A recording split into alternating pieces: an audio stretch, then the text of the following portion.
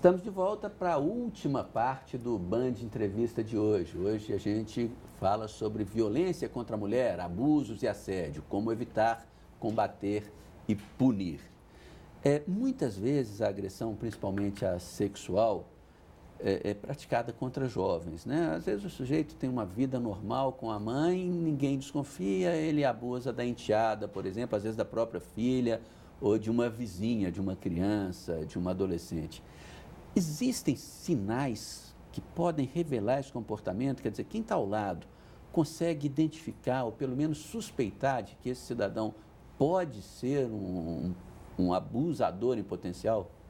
Olha, é muito complicado porque geralmente um abusador como esse, ele sabe falar muito bem e geralmente, por exemplo, a companheira não vai perceber porque está muito apaixonada, né? Está muito envolvida e vai ter uma grande dificuldade de perceber isso. Mesmo que pessoas denunciem que ele tem praticado algum tipo de abuso, pedófilo, né?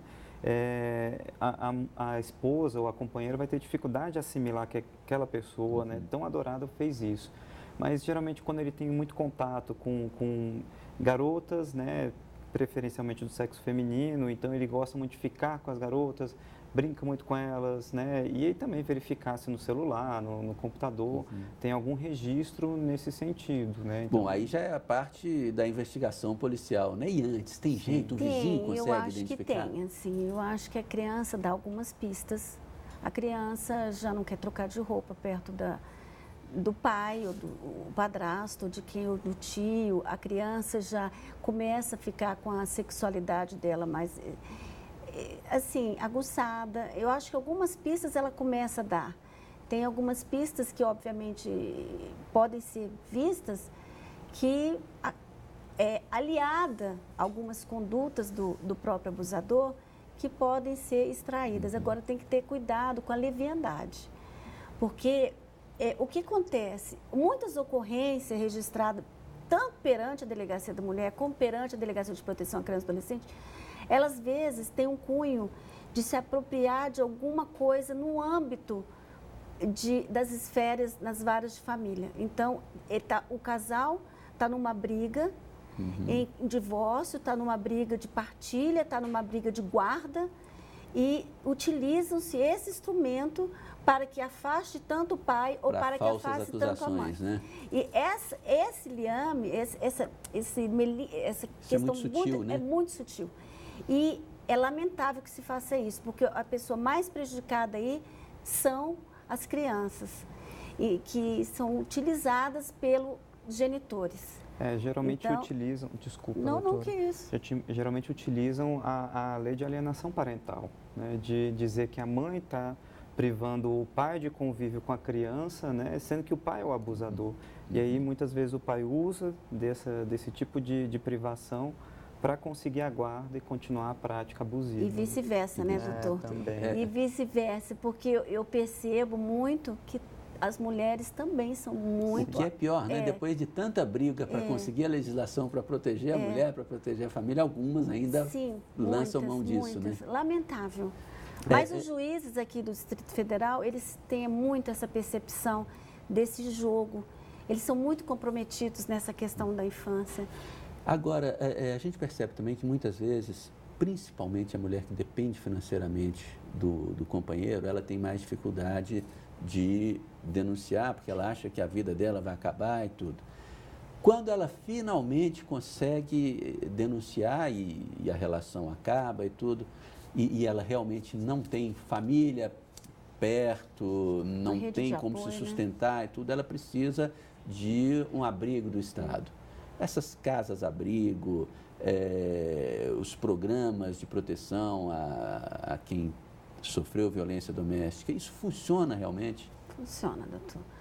O que acontece na prática é que é ofertado, no momento que ela chega à Delegacia da Mulher, o acolhimento para casa-abrigo. E a maioria esmagadora não quer ir para casa-abrigo.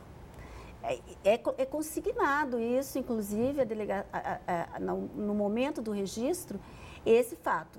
Oferecido a ida para casa-abrigo, né, declinou. A mulher não quer. Né? Mas o programa de prevenção orientada à violência está acessível a qualquer um. Sim, qualquer uma. De qualquer categoria e qualquer classe social. Qualquer mulher. Mesmo que ela possa se sustentar Mesmo que ela financeiramente possa e se tudo. sustentar financeiramente. Porque vem a questão da violência. Sim. Sim, e também não é só um abrigo, mas há também todo um acolhimento e uma elaboração daquele momento dela. Muitas das mulheres acabam declinando de estar na casa-abrigo justamente porque ainda quer ficar próximo Sim, sim, de uma com rede de certeza, apoio que ainda sobrou. com Né? certeza. Dá para a gente dizer que, apesar de tudo que vocês falaram, principalmente no começo do programa, né, que é um comportamento nocivo masculino, tóxico, né, que foi a expressão que o senhor usou, dá para a gente ter, por tudo que vocês têm visto ultimamente, dá para a gente ter algum tipo de otimismo de que esse tipo de coisa, num prazo relativamente curto, vai mudar? Eu não sei se curto, mas eu acho que vai mudar. Essa nova geração que está vindo, entender que as obrigações domésticas são para ambos. As mulheres também entender que tanto ela é mãe e tem o papel materno, e o homem é muito importante no trato, né, no papel paterno. Ambos são importantes na vida dos filhos. Não é o pai ou a mãe. É o pai e a mãe na vida de um filho. Agora, o judiciário, isso mais para a senhora, mais para o senhor também, o judiciário consegue prestar assistência, não só o judiciário, o Estado de modo geral, consegue prestar assistência devida às vítimas de violência? Porque a gente sabe que muitas vezes as medidas protetivas não são cumpridas e os juízes simplesmente ignoram isso. Eu acho que não ignoro, não.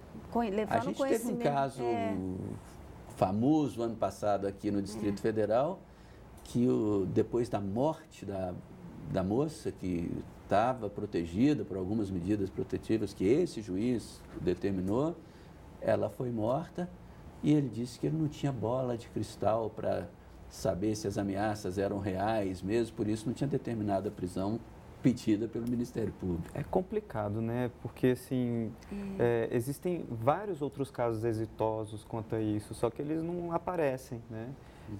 Então, assim, a rede dá um apoio, a lei também, em todos os âmbitos do processo dela, dá esse suporte, mas, sim, existem aqueles casos que podem ter esses erros, mas eu acho que os êxitos são maiores do que os erros. O Estado está agindo bem. Sim. Bom, a gente está no final do programa, eu queria uma palavrinha final de cada um, rapidamente, por favor.